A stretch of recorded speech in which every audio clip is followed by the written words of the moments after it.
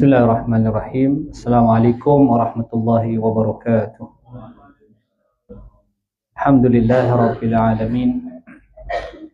Alladzi ja'ala as-salata tariqatal muttaqin wa ja'ala fiha qurrata 'ainin sayyidil mursalin wa ruknan min arkanid din. Wa ja'ala fiha jannatal 'ajilatil muhibbin. Wassalatu wassalamu ala rasulina al-amin. Wa ala alihi wa sahbihi ajma'in. Amma ba'd. Yang sama-sama kita hormati saf kepimpinan surau At-Taqwa yang dikasihi Sahabul Fadilah Tuan Imam, para jemaah yang dimuliakan.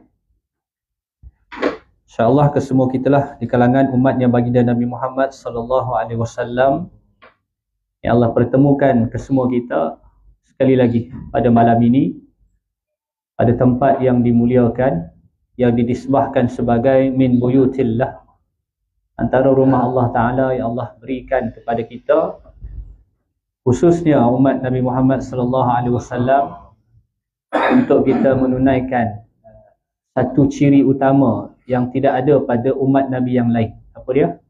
Salat berjemaah. Itulah khusus kepada umat baginda Nabi Muhammad sallallahu alaihi wasallam. Sihat tuan-tuan? Muslimat sihatnya semua insya-Allah. Jadi malam ni kita sambung pengajian kita menggunakan kitab Mukhtasar Syu'abil Iman yang menghimpunkan sejumlah 77 cabang iman menurut Al-Quran dan hadis Nabi sallallahu alaihi wasallam. Karangan dan himpunan Al-Imam Al-Qazwini Asy-Syafi'i rahimallahu taala an wa nafa'ana Allah bi'ulumihi fi darain amin. Jadi di surau kita ni kita dah masuk pada cabang iman yang ke-36.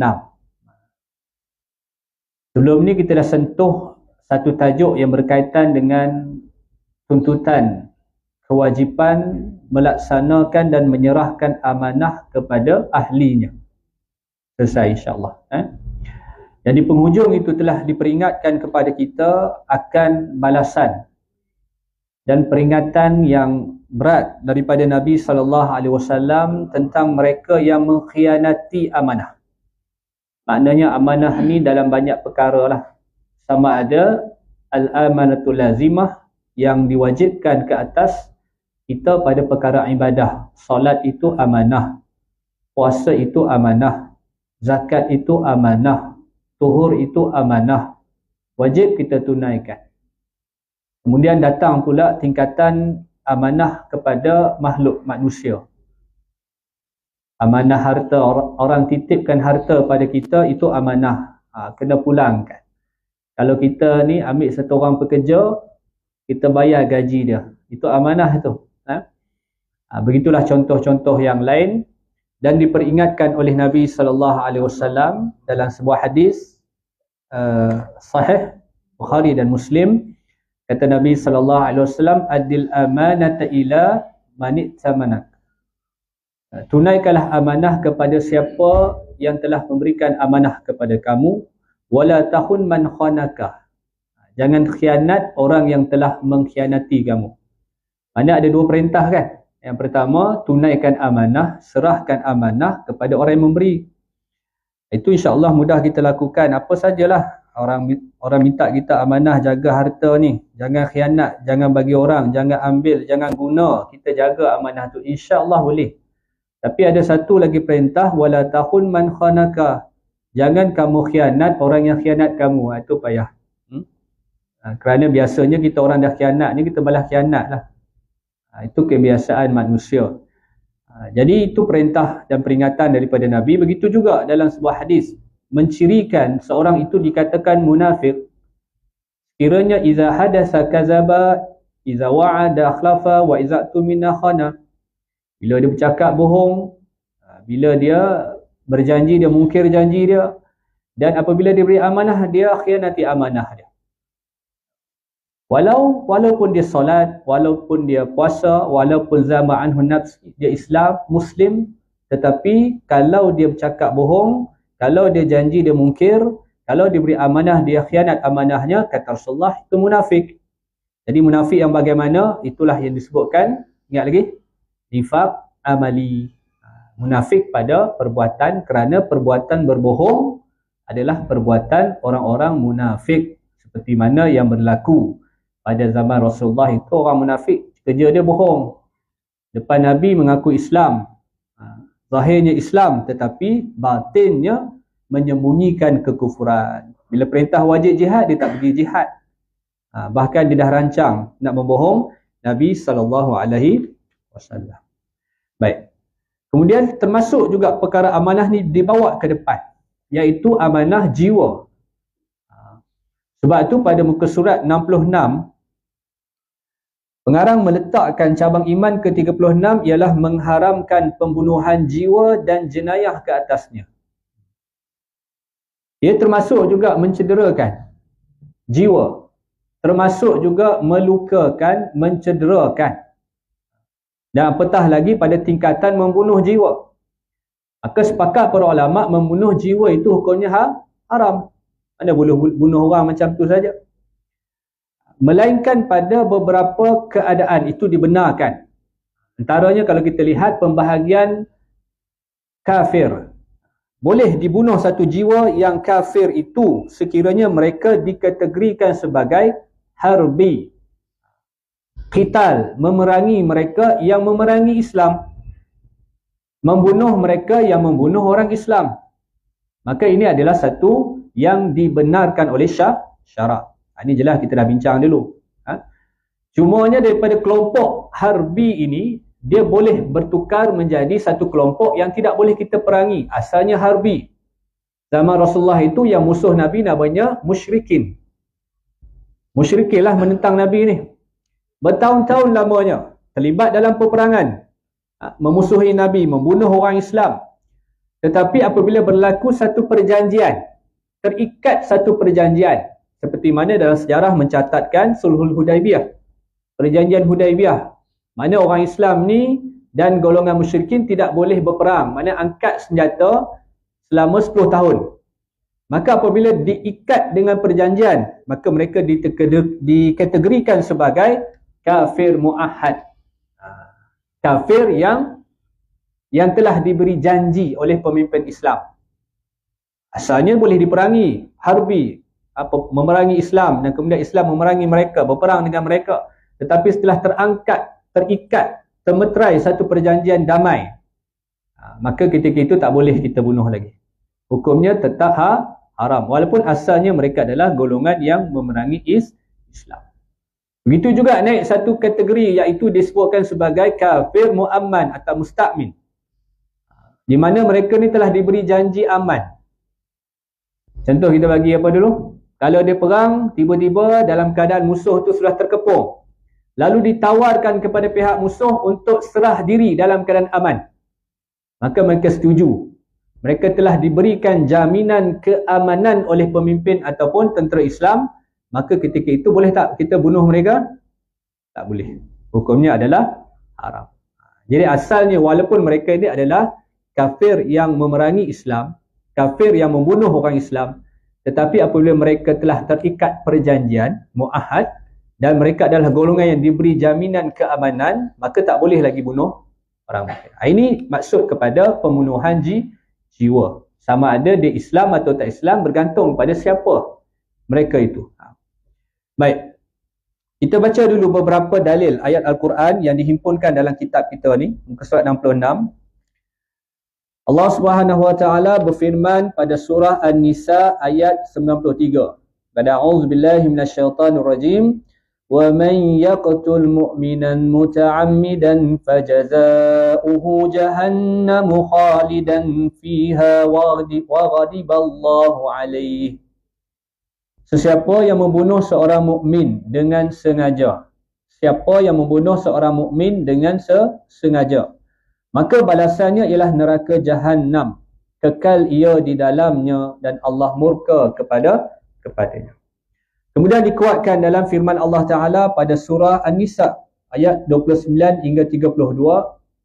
Allah berfirman, A'udzubillahi minasyaitonirrajim.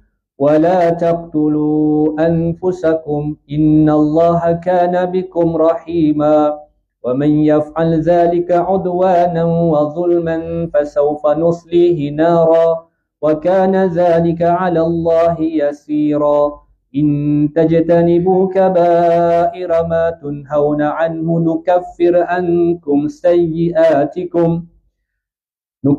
عنكم سيئاتكم وندخلكم مدخلا كريما ولا تتمنوا ما فضل الله به بعضكم على بعض للرجال نصيب مما اكتسبوا وللنساء نصيب مما اكتسبنا واسألوا الله من فضله إن الله كان بكل شيء عليما. Wahai orang-orang yang beriman, janganlah makan harta-harta sesama kamu secara salah, kecuali dengan jalan perniagaan yang dilakukan secara suka sama suka di antara kamu. Dan janganlah kamu berbunuhan sesama sendiri. Ini perintah dia. Wala taqtulu anfusakum. Nanti kita hurai. Sesungguhnya Allah Ta'ala sentiasa kasih kamu. Sesiapa berbuat demikian dengan ceroboh dan aniaya, maka kami akan masukkan dia ke dalam neraka. Yang sedemikian itu adalah mudah bagi Allah. Jika kamu menjauhi dosa-dosa besar yang dilarang kamu melakukannya, kami akan ampunkan kesalahan dosa-dosa kecil kamu.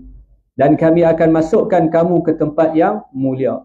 Janganlah mengharapkan limpah kurnia yang telah Allah berikan kepada kamu. Sebahagian daripada kamu melebihi sebahagian yang lain. Bagi lelaki ada bahagiannya dari apa yang mereka usahakan. Bagi perempuan pula ada bahagian dari apa yang mereka usahakan.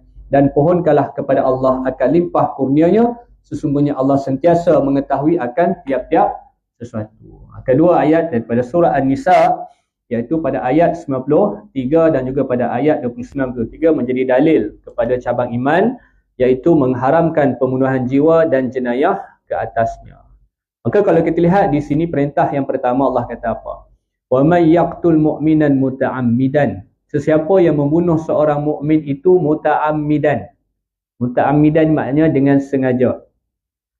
Makna perintah di sini adalah larangan membunuh dengan sengaja. Jadi dikhususkan itu membunuh orang Islam dengan sengaja. Membunuh orang yang beriman itu dengan sengaja. Ini adalah satu yang ditegah dan dilarang di dalam agama kita. Sebab tu pembunuhan ni kalau kita tengok dalam bab fiqh jinayat dia ada 3. Bunuh yang pertama muta'ammidan. Bunuh secara sengaja. Memang dia ada qasad, memang ada tujuan dia, niat dia nak bunuh. Apa tanda dia? Ni tangan dia ada senjata. Kayu ke, ataupun mungkin dia nak langgar orang tu, dia bawa kereta tu lebih laju. Contoh dia bawa 60 pun cukup lah. 60 cukup mati. Itu ada niat tu, bawa laju tu. Apatah lagi kelas 100. Ataupun dengan alat-alat tertentu, senjata yang ada pada tangan dia. Maka dia bunuh. Maka ini dengan sengaja, muta'ammidan. Maka membunuh seperti ini adalah membunuh yang diharamkan. Adapun yang kedua, iaitu membunuh dengan tidak sengaja. Tak sengaja lah, nama pun tidak sengaja. Macam mana cara tak bunuh secara tak sengaja ni? Banyaklah situasi kita boleh ambil. Maknanya dia tak ada qasad nak bunuh pun. Cuma tidak disengajakan. Takdirnya, qadar Allah. Masuk hutan, sama-sama berdua. Contoh pergi buru apa tahu hutan?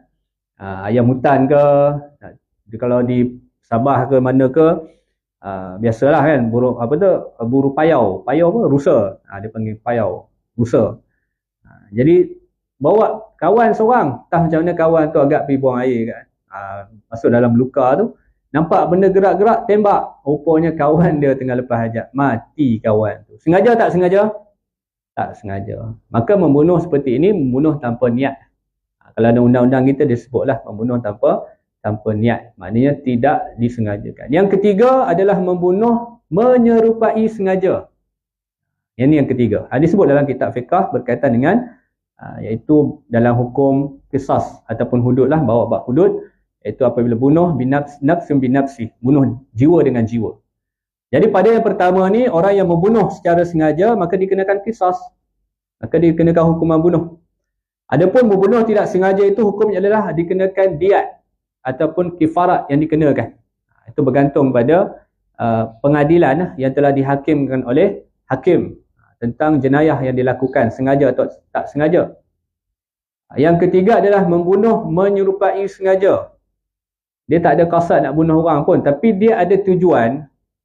Contoh dia, secara ghalibnya, secara wakil ataupun secara adatnya, senjata ataupun alat yang digunakan itu tak boleh bunuh.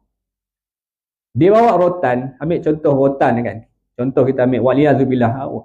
Kita minta nas Allah bil afiyah wassalamah. Tak ada apa kena pada kita, zuriat keturunan kita. Kita bawa rotan anak, satu orang anak.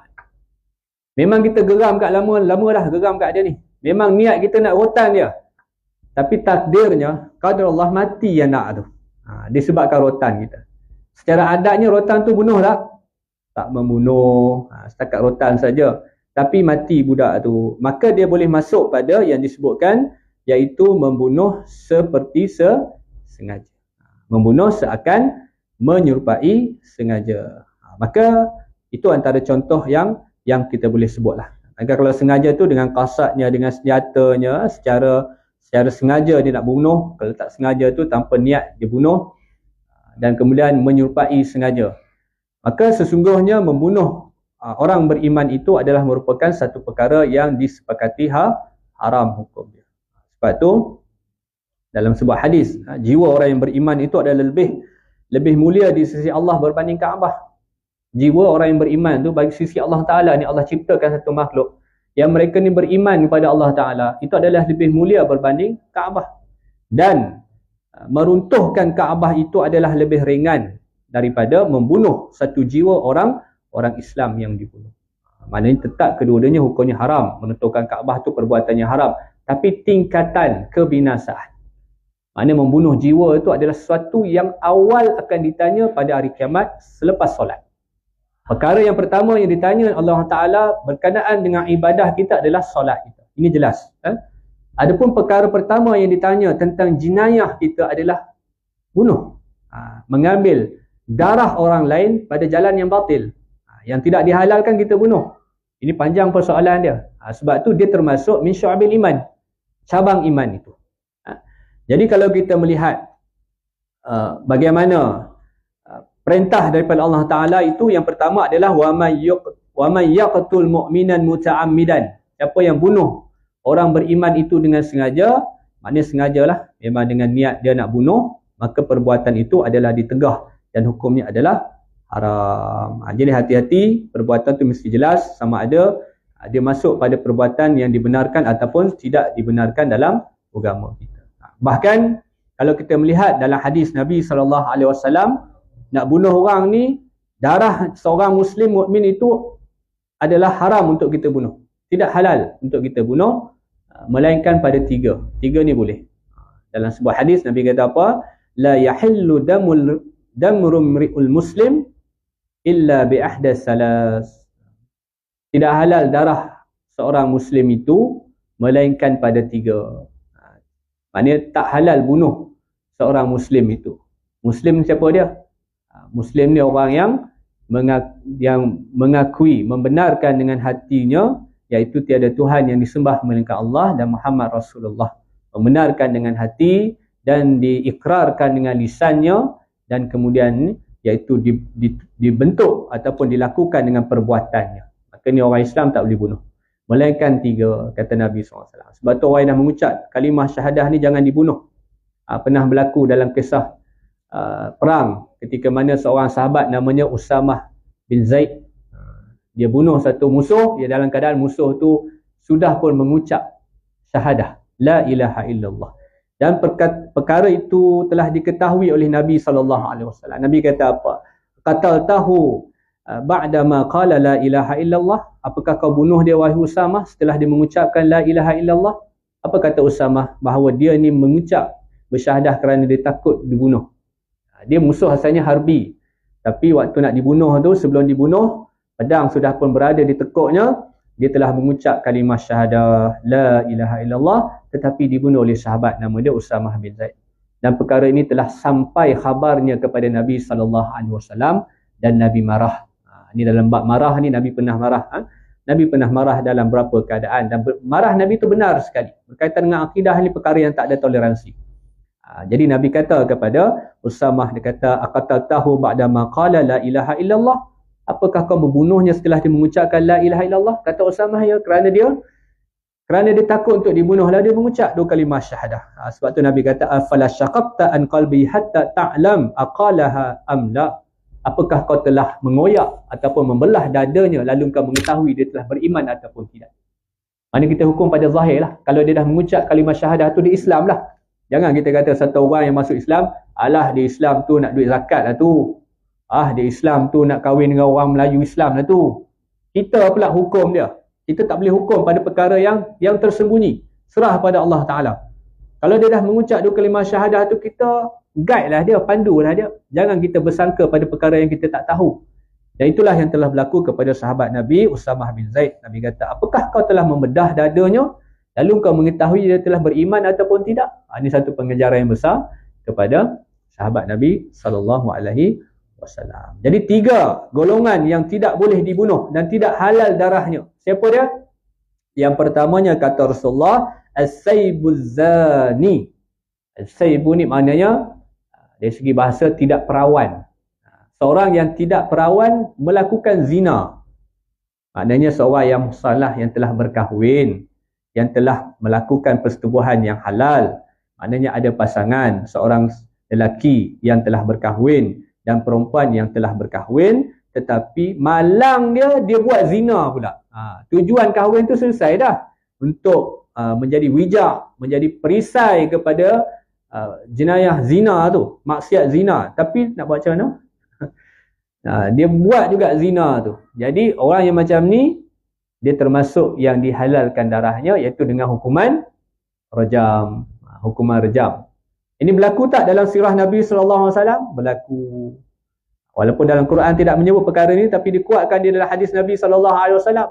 Seorang lelaki nama dia Ma'is jumpa Nabi SAW, mengaku telah berzina. Dia dah mengaku dia berzina depan Nabi SAW. Zina ni dia boleh kait, sabit hukum dia dengan 3. Yang pertama dengan saksi, maknanya 4 orang saksi tu. Yang keduanya dengan hamil. Hamilnya seorang perempuan tu menjadi bukti kepada sabit zina. Yang ketiga adalah dengan pengakuan dia. Jadi dalam kisah ni, dalam sejarah Islam tak pernah lagi orang yang disabit dengan saksi. Payah tuan-tuan. Seorang yang melakukan zina, nak tengok dia melakukan dukhul tu, maknanya melakukan persetubuhan tu, nak dapat saksi yang lengkap ni tak berlaku. Payah. Tetapi yang berlaku zaman Nabi SAW, dia mengaku. Seorang satu kisahnya dia hamil, lalu dia mengaku depan Nabi SAW. Yang lelaki Ma'is, dia mengaku kepada Nabi SAW dia telah berzina. Nabi tak pandang dia, Nabi tak edah dia, benda berat ni. Ya? Kemudian dia ulang sampai 4 kali dia ulang Nabi SAW, aku telah melakukan zina. Kata Nabi kepada Ma'is, apakah kau gila? Bukan senang tuan-tuan, nak jatuh hukum. Dalam Islam ni dia ada syarat-syarat dia, ada tujuan hukuman tu ditujukan. Bukan kita bila orang kata nak jalankan satu hukuman Islam yang betul, maka kita buat gambaran, oh Islam ini adalah agama yang keras, agama yang tak ada tolerate, yang tak ada pertimbangan keadilan, potong tangan dan sebagainya. Tidak, bukan itu. Kerana kita lihat dalam contoh ni, sampai 4 kali dia mengaku depan Nabi SAW. Akhirnya Nabi kata, kamu gila? Kata dia tidak. Kemudian Nabi tanya, apakah kamu muhsan? Kamu telah berkahwin? Maka dia kata, aku telah berkahwin. Lalu Nabi perintahkan petugas untuk menjalankan hukuman rejam kepada Ma'is. Itu sejarah. Maknanya halal darah dia dibunuh. Rejam ni perbincangan ulama fiqh banyaklah. Di sisi pandangan mazhab-mazhab, kalau kita lihat cara bunuhnya macam mana, hukuman itu dijalankan, sama ada ditanam separuh badan atau dibiarkan berdiri, kemudian batunya saiz berapa dan sebagainya, itu dibincangkan secara detail dalam kitab-kitab fiqh. Kalau dia mengaku, dia buat pengakuan, kemudian setelah dibaling kepada dia, dia lari, maka tak harus untuk dikejar kepada dia, kerana dia telah merubah pengakuan dia dengan maksud. Tapi kalau dengan bukti saksi, dengan bukti yang nyata, maka dia mestilah diselesaikan pembunuhan, iaitu hukuman tersebut dibincangkan. So, begitu juga berlaku kepada seorang perempuan yang hamil daripada puak Ghamadiyat. Dia jumpa Nabi SAW, dia mengaku dia melakukan zina. Kemudian Nabi panggil lah petugas orang tu, kata jaga dia sampai dia bersalin anak dia, sampai anak dia lahir. Kemudian dia datang pula jumpa Nabi SAW, dia buat juga pengakuan yang sama. Akhirnya kerana itu adalah jelas, maka Nabi jatuhkan hukuman rejam kepada wanita tersebut. Sehingga kita melihat sebenarnya akhirnya apa yang berlaku, sehingga darah yang terpercik daripada hukuman rejam terkena kepada Khalid Al-Walid ketika itu, menyebabkan dia telah mengeluarkan kata-kata yang kesat kepada yang telah direjam tersebut. Tetapi perkara itu ditegur oleh Nabi SAW. Buktinya apa? Nabi memuliakan orang yang menyerahkan jiwanya untuk menjalani hukum Allah Ta'ala. Selesai dah tugas dia. Dia melakukan dosa, dia telah bertaubat pada Allah Ta'ala, dan dia telah menjalani hukuman, maka Allah menerima taubatnya kerana dia menjalani hukuman tersebut. Akhirnya Nabi solat ke atas kedua-dua jenazah yang telah dihukum rejam. Kalaulah satu orang yang menjalani hukuman kerana melakukan zina itu direjam, Nabi tidak solat, maka nampaklah bahawa dia adalah orang yang hina. Tetapi apabila Nabi solat kepada jenazah tersebut, maka menunjukkan bahawa Allah telah menerima taubat kepada kedua-duanya, dan juga Allah telah memuliakan mereka yang bersedia menjalani hukuman, terutama hukuman yang jelas, ya, yang pasti di dalam agama kita. Ini kita kena panggil as-saybuz zani, iaitu wanita yang ataupun orang yang berkahwin yang tidak perawan itu, tetapi dia melakukan perbuatan zina. Kemudian disebut juga iaitu wan nafsu bin nafsi, bunuh jiwa dengan jiwa. Satu orang bunuh orang dengan orang lain. Dengan kita sebut adalah sama ada muta'amidan lah, maksudnya muta'amidan, dia bunuh dengan sengaja tu. Maka dia boleh dikenakan hukuman qisas. Siapa yang boleh bunuh ni? Yang rejam ni? Pemimpin. Bukan orang kebanyakan. Ni suka-suka orang kampung nak tangkap ramai-ramai, kita baling pakat rejam. Tak. Ini mestilah diperintahkan oleh pemimpin. Ada pun orang kebanyakan tak boleh lakukan, menjatuhkan hukuman. Itu tidak dibenarkan. Mestilah hukuman dilakukan oleh pemerintah dan tidak boleh secara perseorangan. Kalau orang salah faham, dia tengok dalam keluarga dia ada berlaku zina, contohlah, kita ingat dulu filem apa tu? Semerah Padi .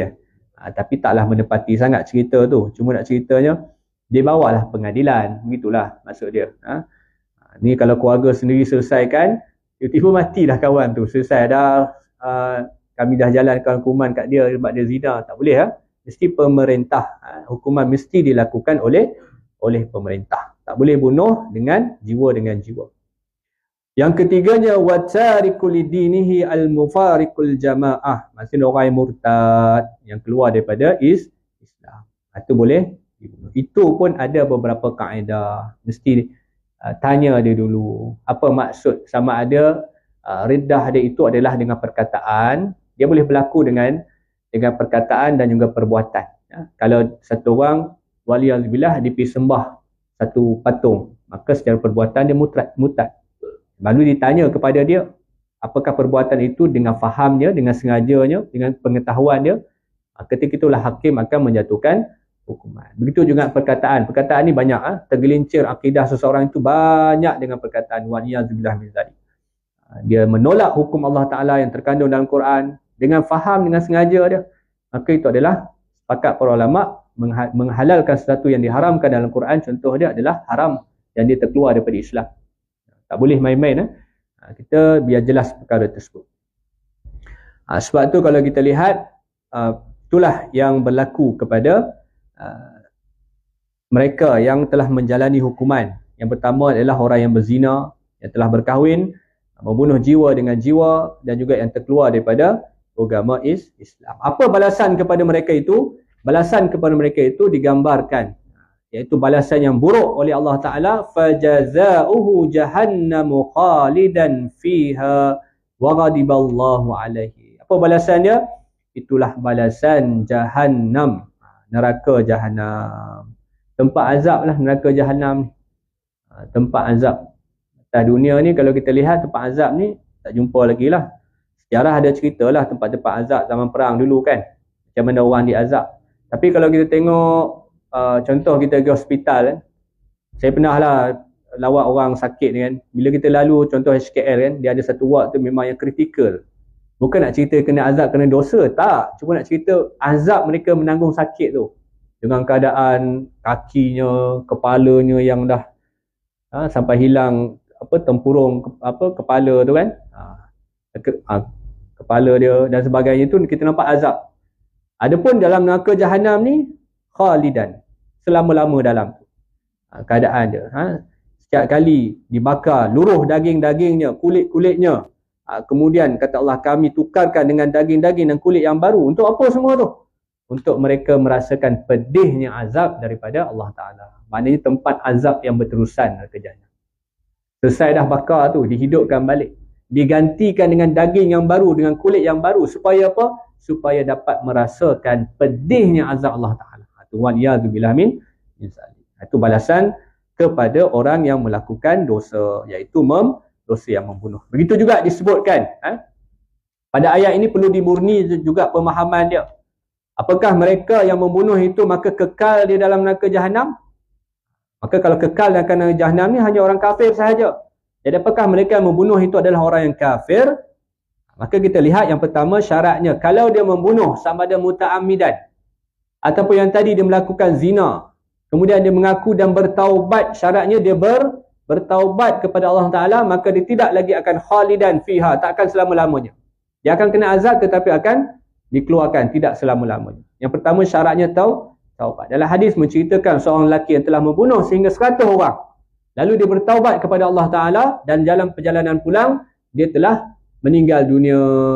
Dan dia sebelum meninggal dunia, dia telah bertaubat atas dosa membunuhnya. Allah menerima taubatnya. Lalu Nabi katakan lelaki ini tempatnya di dalam syurga. Mana syaratnya taubat. Walaupun dia telah melakukan dosa yang besar, melainkan dosa syirik.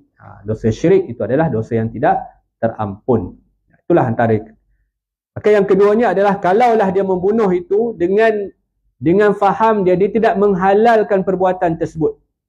Bunuh tetapi mungkin sebab amarah dia.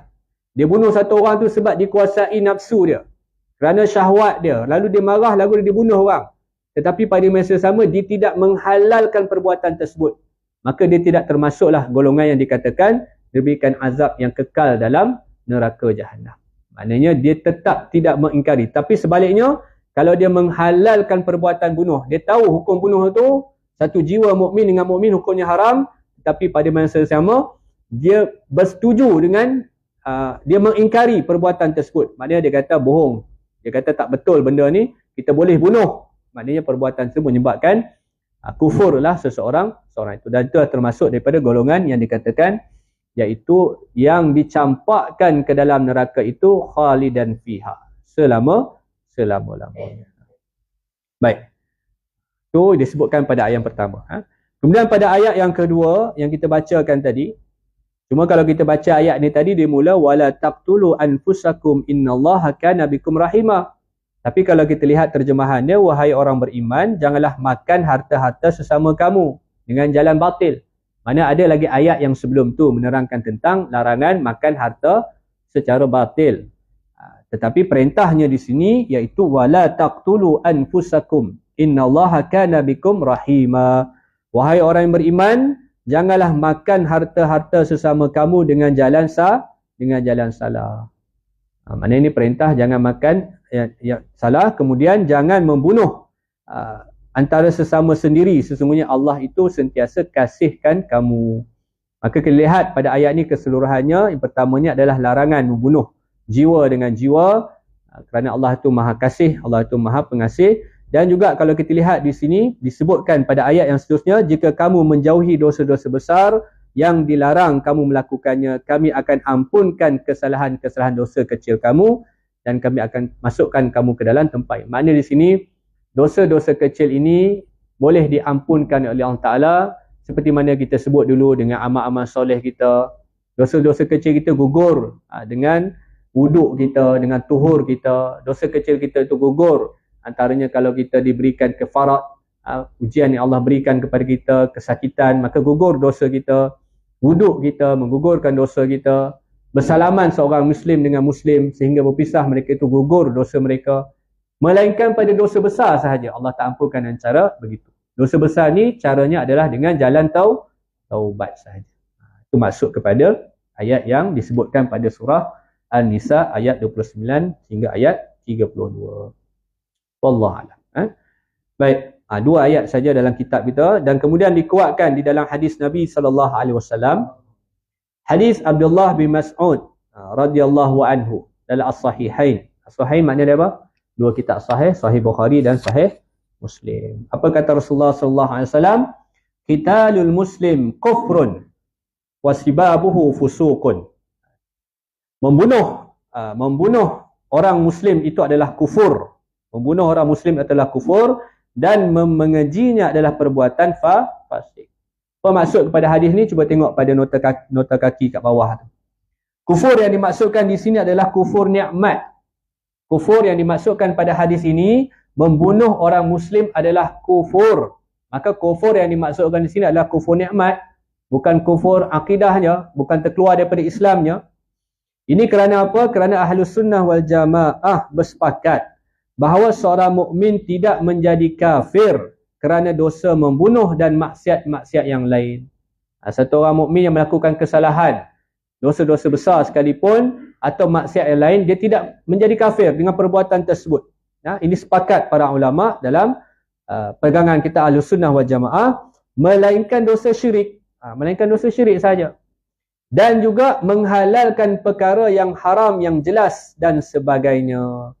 Seperti kita sebut tadilah, dia bunuh tu tak dengan niat dia, bukan dia nak melawan perintah Allah Ta'ala, cuma kerana dia dipengaruhi oleh marah dia lalu dibunuh. Itu tidak termasuk kufur.